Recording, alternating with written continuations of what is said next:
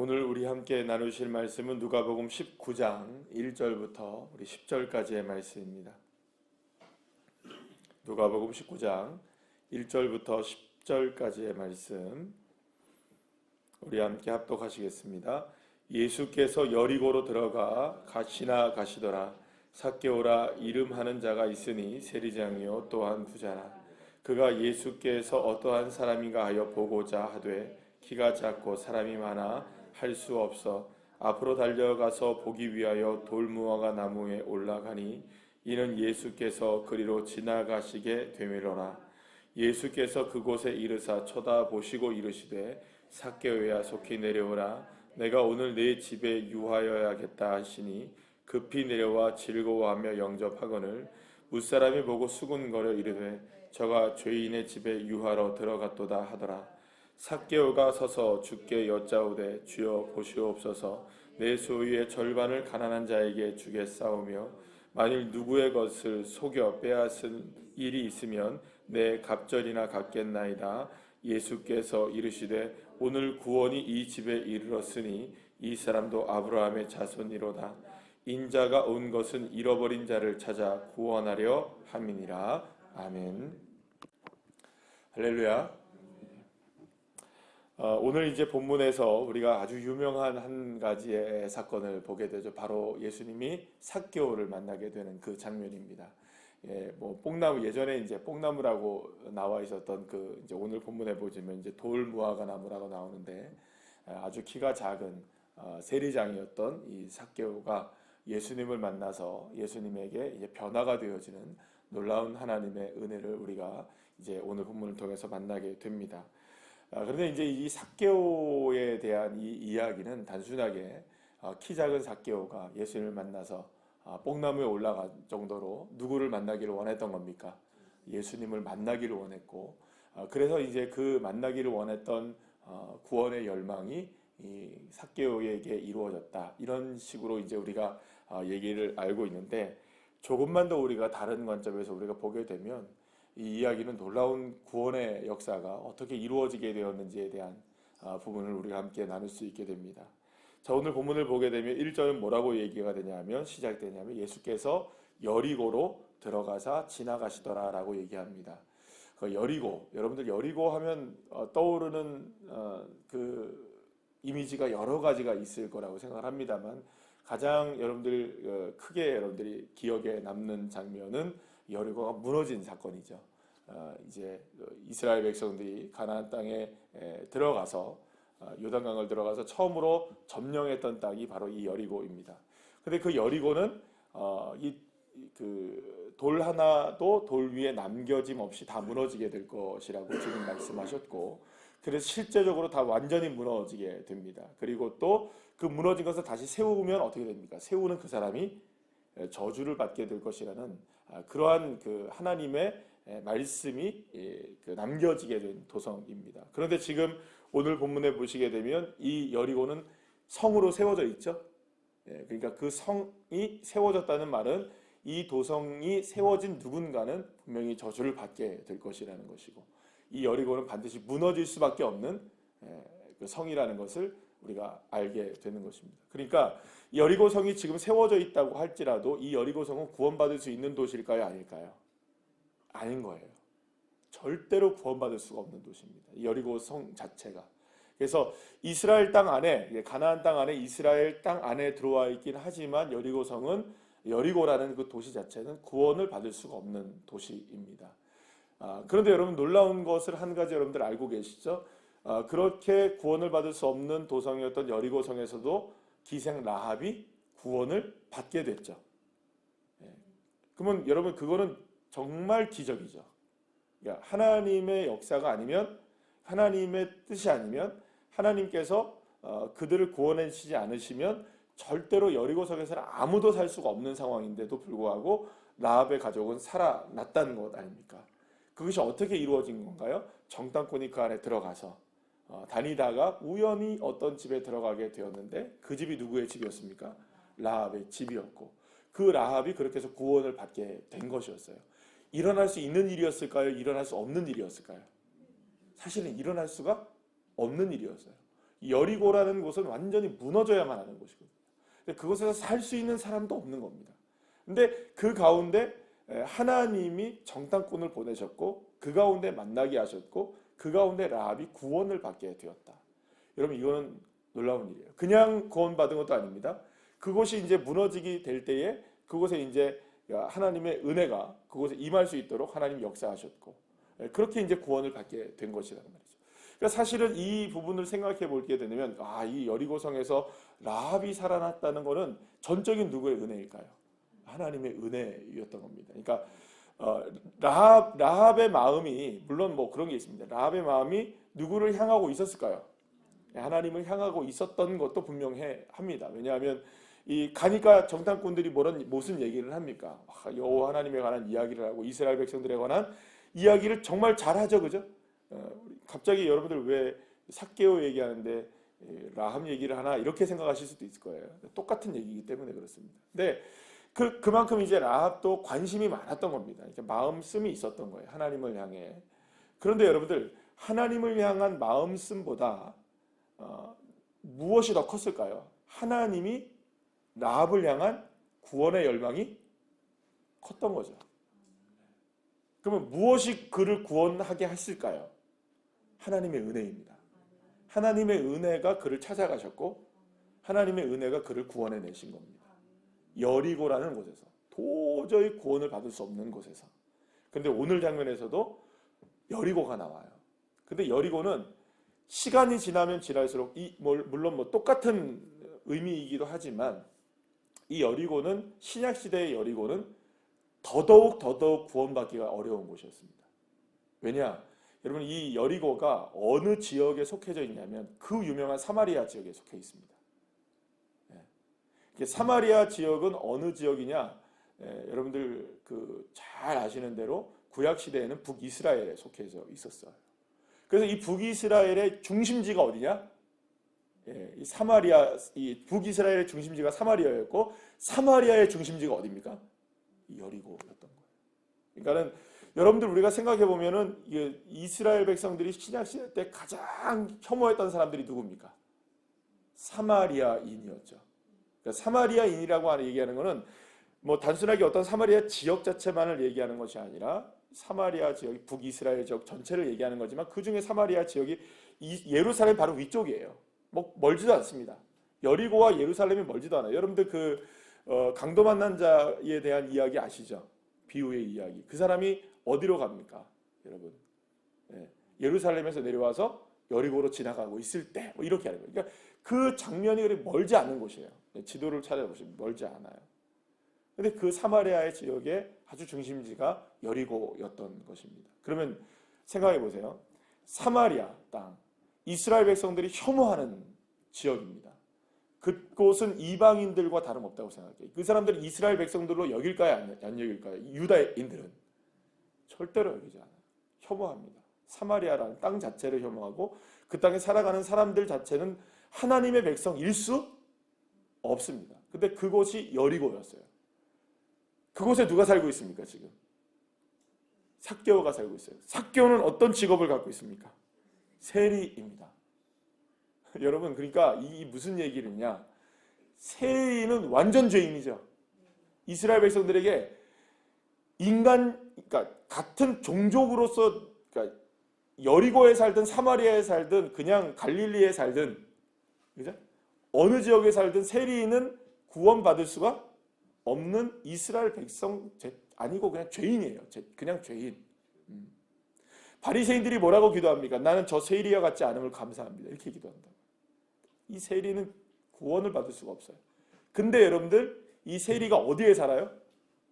여리고에 살아요? 여리고가 사마리아에 있어요? 그럼 여러분 이 사람은 구원을 받을 확률로 생각해 보세요. 유대인들에게 한번 생각해요. 유대인들의 사회 속에서 이 삭개오가 구원을 받을 수 있는 확률은 얼마나 될까요? 유대인들이 생각할 때 제로입니다. 제로. 그러니까 0.00001%도 아니고 그냥 제로입니다. 완전히 없습니다. 이 삭개오는 구원을 받을 수도 없습니다. 게다가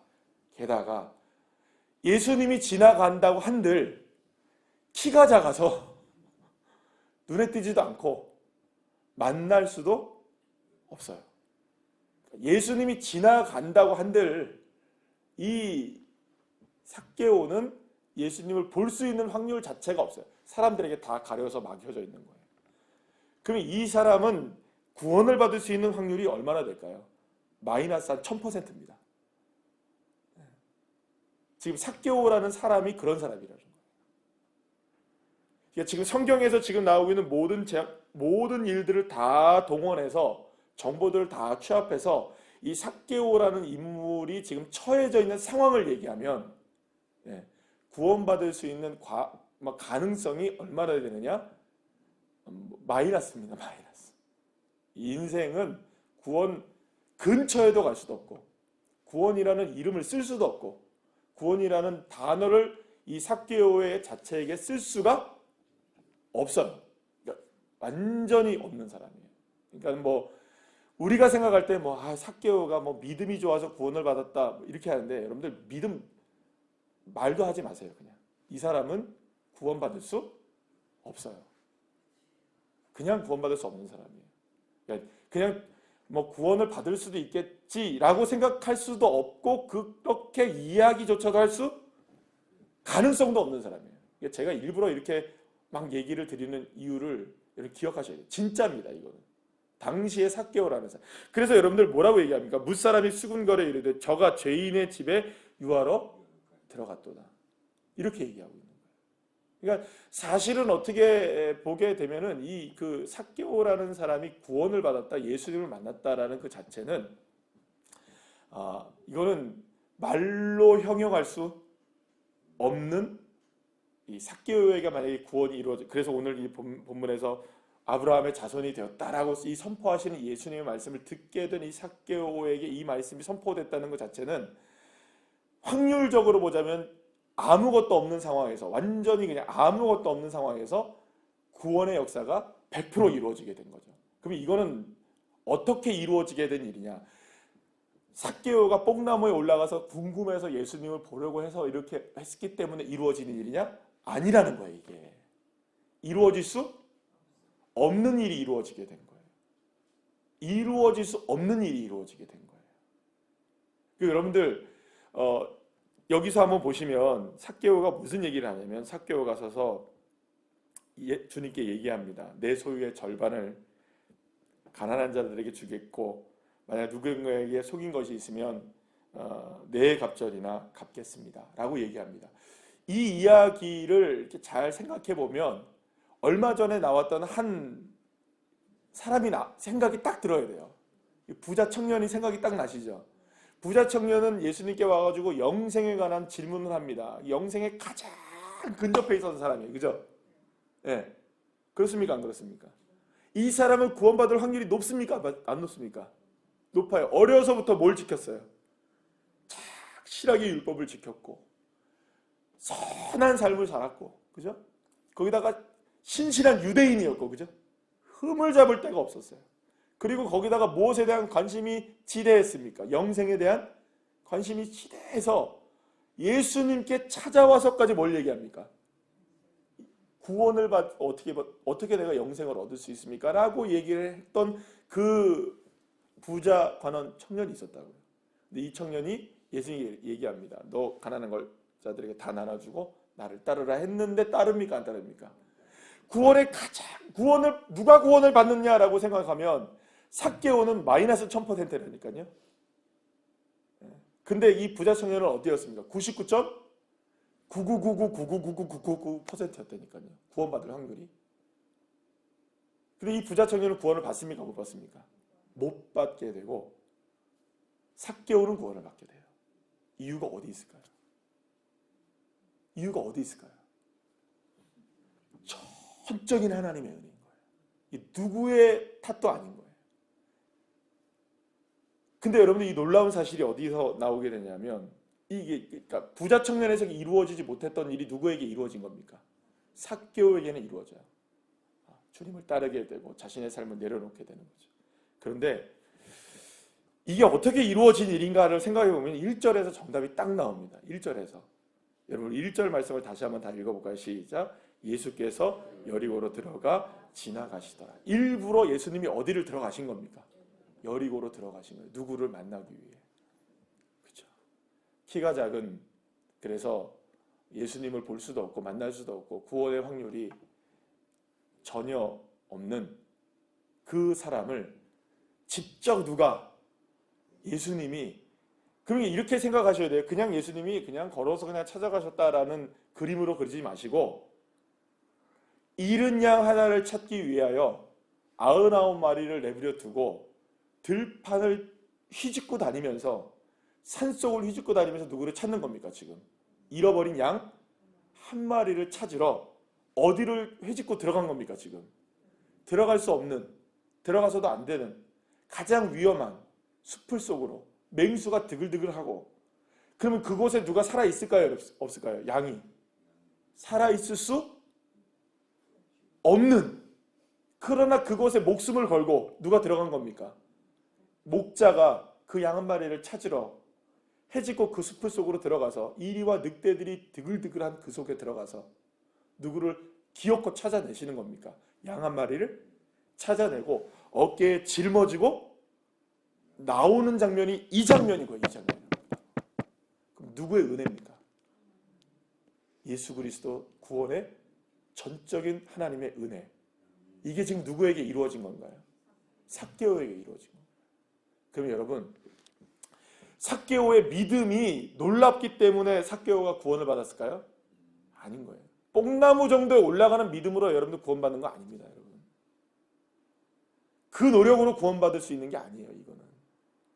이거는 하나님의 전적인 은혜가 아니면, 잃은 양 한 마리를 찾기 위해서 숲을 속을 헤집고 들어가서 여리고 속에서 그냥 막 진흙탕 속에 집어져 나 있는 그 진주 하나를 찾아내고, 어린 양 하나를 찾아내고, 보화를 하나를 찾아내려는 그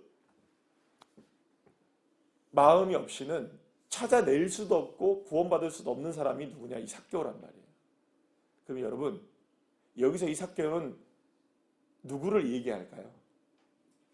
저와 여러분 다 얘기합니다. 구원받을 수 없는 존재들, 택함을 받을 수도 없는 존재를 위하여 예수님이 우리의 삶을 헤집고 찾아오셔서 저와 여러분을 자녀 삼아주시고 위하여 십자가를 지시고 저와 여러분에게 구원의 은혜를 베푸신 그 놀라운 하나님의 은혜, 주 예수의 십자가의 은혜, 그 은혜 때문에 저와 여러분이 구원받게 된 줄로 믿으시길 바랍니다. 그럼 여러분, 이걸 생각해 보세요. 이 어마어마한 작업을 지금 누가 하신 겁니까? 예수님이 나를 향해 하신 거예요. 누구를 향해 하신 게 아니라 삭개오가 바로 납니다. 그러면 여러분, 나 한 사람을 구원하기 위해서 이와 같은 모든 정성을 다 쏟아부으신 분이 누구십니까? 예수 그리스도를 십자가에 내어 놓으시죠. 이 모든 것들을 위해 어린 양을 찾기 위하여 헤집고 다니신 그 수고로움이 누구에게 있었던 겁니까? 자신의 모든 것들을 다 상하시면서까지 나를 찾아내셔서, 꼭꼭 숨어있는 죄인, 구원받을 수 없는 죄인을 찾아내셔서 구원받게 하신 분이 우리 주님이시라면, 사랑하는 여러분, 저와 여러분을 포기하시겠습니까? 하나님이 저와 여러분을 외면하시겠습니까? 저와 여러분을 사랑하지 않으시겠습니까? 어떤 상황 가운데 있다 할지라도, 어느 곳에 우리가 처해 있다 할지라도, 어떤 문제 속에 우리가 처박혀 있다 할지라도 주님 건져내시고야 마시고, 찾아내시고야 마시고, 저와 여러분을 구원해내시고야 마시지, 아이고 이제는 안 갈란다 너한테, 이제는 너 포기할란다, 여러분 이러실 주님이실까요? 모든 것을 다 걸어서 여러분들 찾아내셨는데, 모든 것을 다 걸어서 우리를 구원해내셨는데 우리를 그렇게 쉽게 포기하실 수 있는 존재일까요? 주님께? 아니에요. 주님 그런 하나님 아니십니다. 저와 여러분을 포기하실 수 있는 하나님이 아니신 거예요. 설령 나는 아유 안 되겠구나, 그럴 수 있습니까? 없습니까? 만약에 여러분들 생각해 보세요. 삭개오가 뽕나무에 올라가서도 볼 수 없었다고 한번 생각해 보세요. 네.